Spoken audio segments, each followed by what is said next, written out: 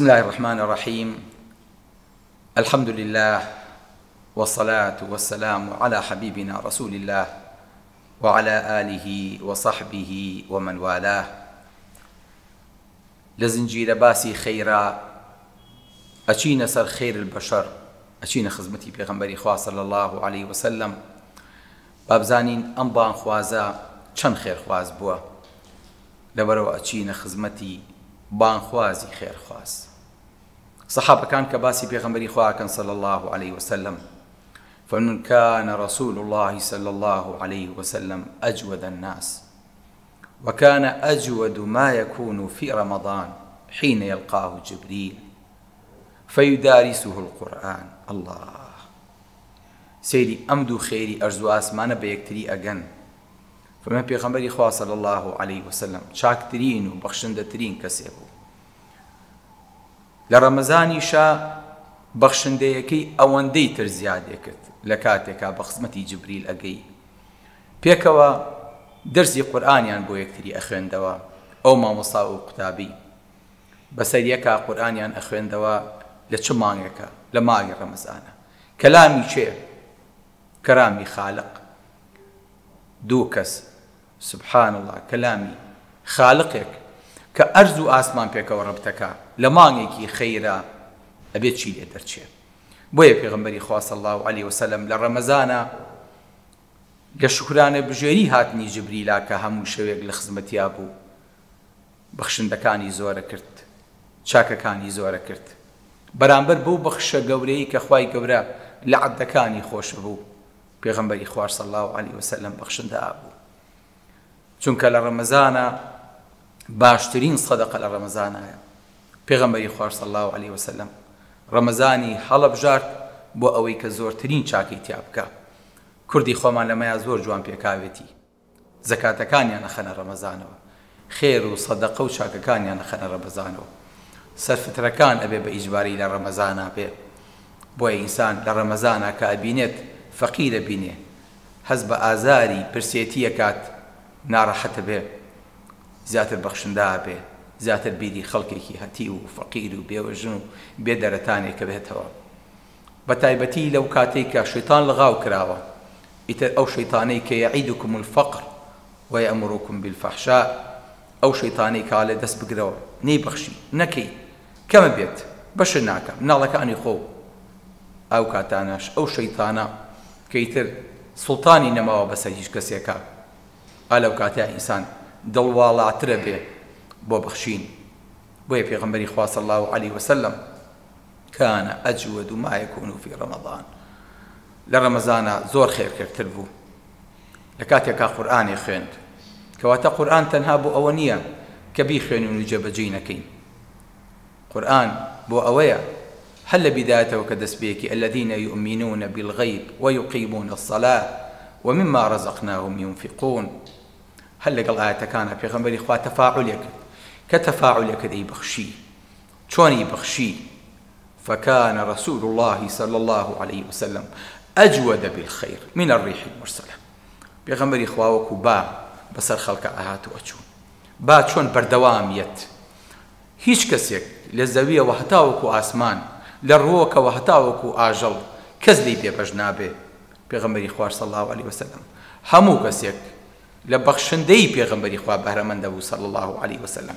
فكان أجود بالخير من الريح المرسلة أها بابر دواميت نأوسطا بس هرشتيكي شاءهات أي قرتوا داية بوشيبا بخشندي بقوري بيغمبري خواه صلى الله عليه وسلم آوا بخشندبو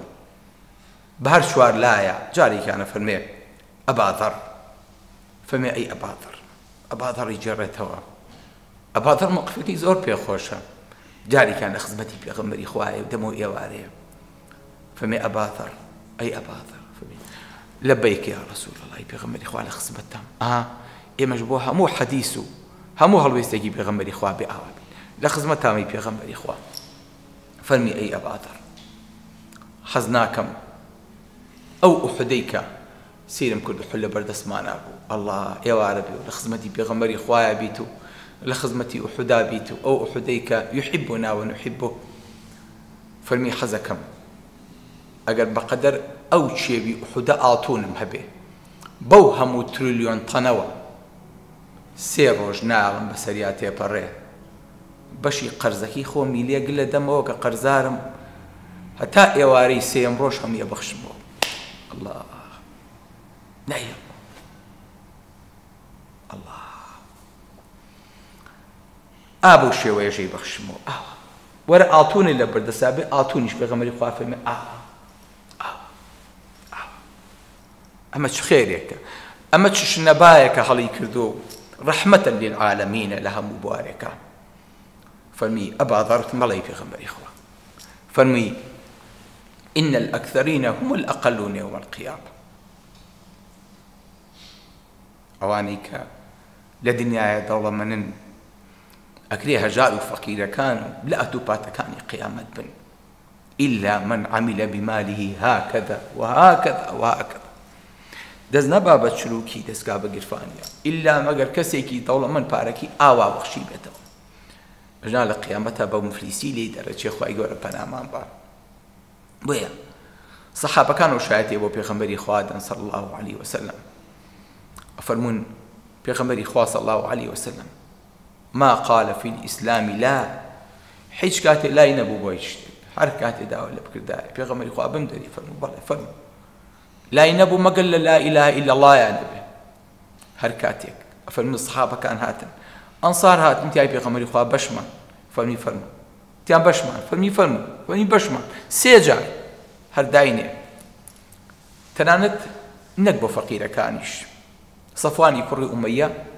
کە تاجیری جەنگ بوو تاجیری چەک و تەقەمەنی بوو پێغەمبەری خوا چەکی لێ قەرز کردبوو ئەفەرمێ کە حونەین تەواو بوو پێغەمبەری خوا بەشیدا دوایی بەشیدا وتم أشهد ما طابت بهذا إلا نفس نبي والله أما نفسي پێغەمبەر نەبێ کەس ناتوانێ ئەم پارەی ئاوا بەخشێ ئەم هەموو پارەیە ئەزانن پێغەمبەری خوا تەنها لە حونەینە چی دەستکەوت 4800 دانە خوشتر 8000 ئۆقیە زیو 8000 مەڕ فەرمێکی لەگەڵ خۆیانە بێت هەموو شێخی خۆی ئەشتوانی نەیبەخشێ کاتەوەی کە فەرمی حەز ناکەم ئێوارە بەسەر ما بێ هەمی فعلا بەعەمەلی جێبەجێی کرد ئەم هەموو پارەیە ئەم هەموو سەروەتە واللهی ئینسان لە شەو ڕۆژە پێ بێ ملیۆنێر ئەگەر نەڵێ ملیالێر بەڵام کە وەفاتی کرد تۆزێ مشتە جۆی نانی بۆ خێزانەکانی بەجێشت قەرزاری کابرایەکی یەهودی بوو درعەکەی لای ڕەهەنگیرا بوو کەواتە پێغەمبەری خوا پارە دڵیانە پارەکە ئاوا بەسەر دەستێەوە ئاوای بەخشی ئەمە غیری پێغەمبەر نەبێ صلی الله عليه وسلم ئەمە لە دەست هیچ کەسێک نایە بۆیە نەکەرەوە خۆشەویستەکانم کە بەسە سەحابەکانە ئەڕۆی داوایان لێ کرد فەرموو واللهی ڕەزیلیتان لەگەڵا ناکەم هەرچی یەکەم لە دەستایە بەخوا هەموویتان ئەدەمێ هیچ بۆ خۆم گل نادەمەوە فعلا هەرواشێ کرد نەکەرەوە خۆشەویستەکانم پێغەمبەری خوا صلی الله عليه وسلم أنا أولى بكل مسلم من نفسه الله باوك طبيعتي باوك چۆنە کە خۆی پاتەیەکی لاسیک لە پێیەکە بەڵام جوانترین پێڵاوی چەرم بۆ مناڵەکەیە کرد کە خۆی مۆبایلێکی عادیەگرێ بەدەستێەوە بەڵام لەسەر ئاخر مۆدیل مۆبایل بۆ مناڵەکەیە گۆڕێ خۆی ئاواژە خۆی بە باوک و بخاوني هم أمتزاني فالمو أنا أولى بكل مسلم من نفسه من بابا يخترم بوها مو مسلمانك لخوي من بخم ترم لخوي بخوي الله جادي قتيم حديثا من ترك مالا فلورثته هركس يباري بجيش مالي بجيش عفيتي به بخوي من عوكاني بخزانكي بو ميلاد غيركاني بابي بن هەر کەسێکیش قەرز و هەتی و بێوەژنی بەجێهێشت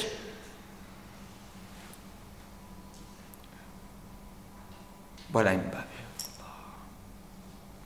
ئێمە ئەگەر تەعزیەکە بزانین کابرا قەرزارە لەوە چێ نەچینە تەعزیەکەشی بڵین بخوا نانەکەشی حرامە هێوەتی وانەیە پێغەمبەری خوا خۆی ئەکرد بە خاوەنی واتە ئەگەر هەتیوێک بە قەرزاری باوکی بە مانیز بۆ بەجێ بێشتایە بەیانی کابرای یەهودیە گەیشتە سەری ئەی محەممەد یەکێ لە ئومەتەکە و مردووە ناوی فڵان کەسە ئەو نە قەرزاری منە بێنە پارەکەی ببەرێ پێغەمبەری خوا وایە بچوایەتە ژێباری قەرزەکەی چێ ئەمە لەگەڵ چێیاکە وەڵڵاهی برا کە براکەی بە قەرزاری زۆر جار بەجێ هێڵێ ئەڵێ مشکلی خۆیەتی بۆ خانۆکی نافرۆشی بۆ قەرزی لای خەڵکە کۆی ناکەنەوە بەڵام پێغەمبەری خوا صلی الله علیه وسلم فەرمێ فەئیلەی هەر کەسێکیش قەرزی بەجێ هێشت بابێ من قەرزەکەی بۆ ئەدەبەوە ئەمە ئەم گەورەیە لە چێ ئەوە شێتەوە کە خۆی کا بە خاوەنی هەموو میلەت بزگەوتێ نا دوان نا لەگەڵ ڕێکایەکی لێ بقەومێ هەموو ئومەتەکەی پێغەمبەری خوا صلی الله علیه وسلم هەتا پێغەمبەری خوا خۆی لە ژیانە بوو ماڵ و مناڵێکی بێدەرەتانی بەجێ نەهێشت بوو خۆی قەرزی هەموو موسڵمانێکی شێدایە سەیری ئەم نەفسیەتە بەرزە سەیری ئەم بەخشینەکە سەیری ئەم دڵواڵاییەکە کە بەس لە خۆی جوانە صلی الله علیه وسلم ئەڵێ ئەوەی دەرامەت ئەبەخشێتەوە تۆوی چاکەی لێ ئەوە شێتەوە خوا قەناعەتی دا بە بەندەی خۆی ڕووی جیهان ئەبێ بە مڵک و باڵ بۆی هەڵ ئەگەر خوای گەورە قەناعەتی با بە بەندەی خۆی هەموو دنیا بێ بە ماڵی ئەو بە سەروەتی ئەو خوا قەناعەتی دا بە بەندەی خۆی ڕووی جیهان ئەبێ بە مڵک و ماڵ بۆی گەورەیی خەرجی پێویستە مەگری شێبانی زۆرە زۆرترە بەفری لە خۆ بێتاقەت مەکە تۆ دەوڵەمەنیت خەڵک ڕوو تێئەکا ئەو یە داوا لێ ئەکا مە خزمە دراوسەیە ناسیاوە لە پیاوکە ئیفلاسی کرد خزمی دوور و قەرزی کۆم بەسەر ئەکاتەوە مەڵێ هەموو ڕێکخراوەکانیان و ئەو نەپاریان لێسەن و بەخوا بەرگە ناگرم و تاقەتم نەما و هەر یەک لێ داوام شتێکم لێکە مادەم دەوڵەمەنی مادەم سەربانە زۆرە بە ماڵی نیشابێ زۆرتر بێ گەورەیی خەرجی پێویستە مەگری شێبانی زۆرە زۆرترە بەفری کیسەی باخەڵت و کاسەی هەژاران خاڵیکە پڕکە ئەبی بەیاران فەرمێ ئەگەر هەر کاتێک کیسەی باخەڵی خۆت بەتاڵ کرد کیسەی فەقیریشت پڕ کرد ئەو کاتە ئەبی بە هاوڕێی پێغەمبەری خوا و ئەبی بە سەحابە کیسەی باخەڵت و ئەبۆ چکە شوێن پێغەمبەری خواکەی شوێن پێی ئەو هەڵەگریتەوە کیسەی باخەڵت و کاسەی هەژاران خاڵیکە و پڕکە ئەبی بەیاران چاکی بنیادەم دڵ و دەروونە کە تۆ دڵسۆز بیت خەڵک لێک مەمنونە چاکی بنیادەم دڵ و دەروونە